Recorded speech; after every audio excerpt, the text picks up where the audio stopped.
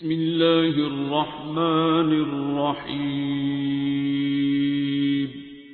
کہ انسان قرآن کی آیت پڑھ، لا یمسہ الا المطہرون، یہ ہے ظاہر قرآن۔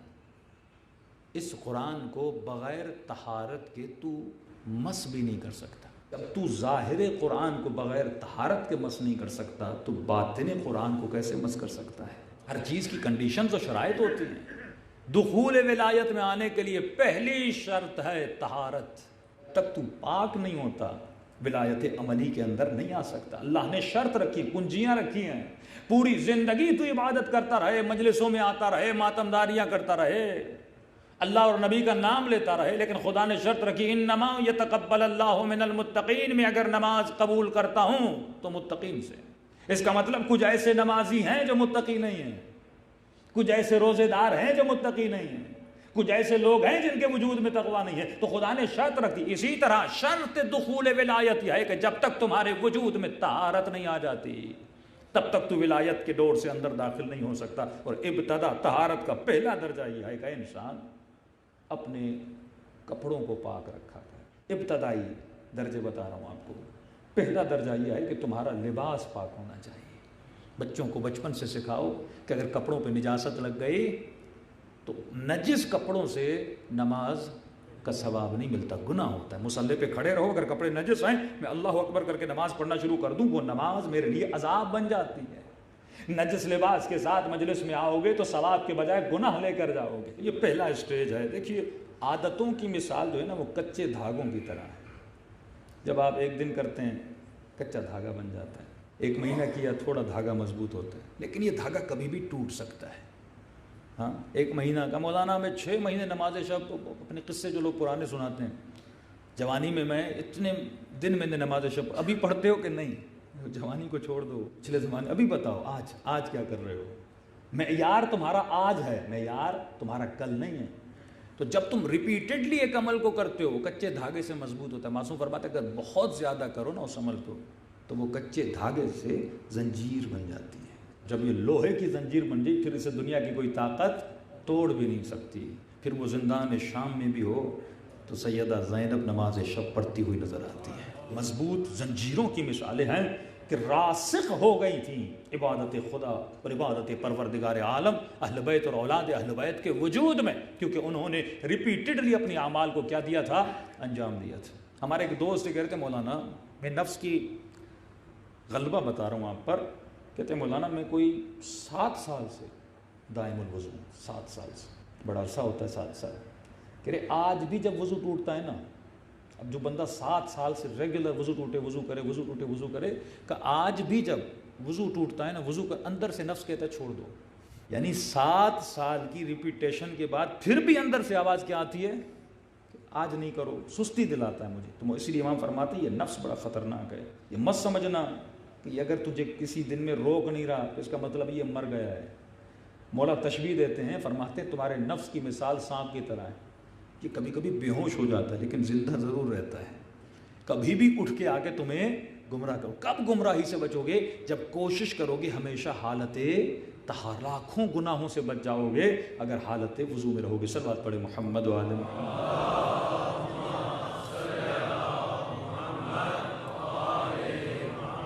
پہلی طہارت اپنے لباس کو نجاست سے بچ، یہ ولایت عملی کی پہلی شرط ہے۔ دوسری شرط ولایت عملی کی اپنے بدن کو بھی نجاست ظاہری سے کوشاں رہو، کوشش کرو، بچا کے رہو۔ ایلیمنٹس، وہ اسباب جن کی وجہ سے نجاست بنتی ہے، ان ایلیمنٹس کو اپنے گھروں سے ریموو کر دو۔ مثلاً آپ طہارت کر رہے ہیں، مختلف پائپس گھر میں ہوتے ہیں، کوئی پریشر پائپ ہوتا ہے نا، تو وہ جب نجاست سے ٹکراتا ہے تو پھر نجاست کیا ہوتی ہے؟ ریٹرن ہوتی ہے۔ تو ایسے ایلیمنٹس، ہم ان چیزوں پہ غور نہیں کرتے۔ گھر لیا، جناب نے گھر بنا لیا اور ہم اسی گھر کو یوز کیے جا رہے ہیں۔ آپ چیک کرو کہ وہ جگہیں جہاں پہ نجاست کا خدشہ ہے، کوئی ایسی چیز تو نہیں ہے، ٹیکنیکل ایسی چیز تو نہیں ہے کہ جس سے بچہ نجس ہو جائے، جس سے میں نجس ہو جاؤں، زحمت میں پڑ جاؤں۔ تو کوشش کریں ایسے اسباب کو پیدا کریں جس سے طہارت بڑی آسانی سے ممکن ہو، جس سے انسان کی نجاست آسانی سے ممکن ہو۔ ان اسباب کو گھر سے ریموو کرنا انسان پر کیا ہے؟ واجب ہے۔ صلوات پڑھے محمد و آل محمد۔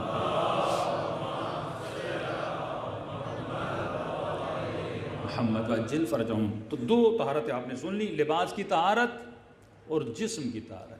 جب انسان اس مرحلے کو پار کر لیتا ہے اب تیسرے مرحلے میں داخل ہوتا ہے جو تھوڑا محنت طلب مرحلہ ہے، وہ ہے طہارت باطن۔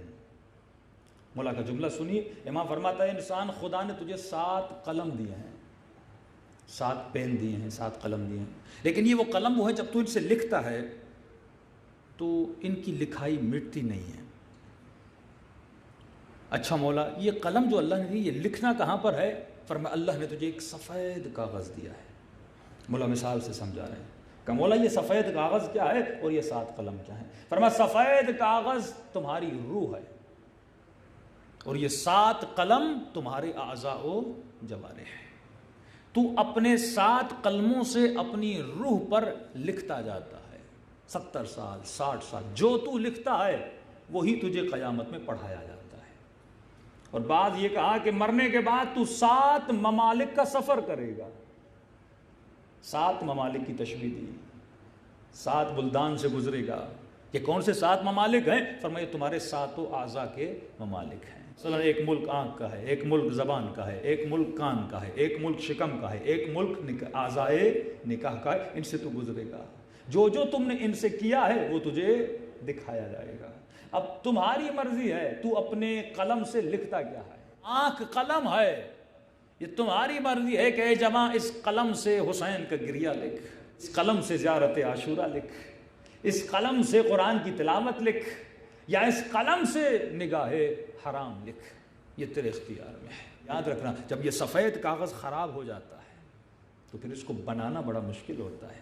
اس کی مثال علماء اخلاق اس طرح دیتے ہیں کہ اگر جوانی میں آپ نے کوئی گناہ کیا ہو اور آپ نے پھر توبہ کر لی کہ پروردگارا میں نے بڑی خطا کی تھی مجھے معاف فرمانا، لیکن فرمایا جو تم نے دیکھا وہ مٹے گا تو نہیں نا۔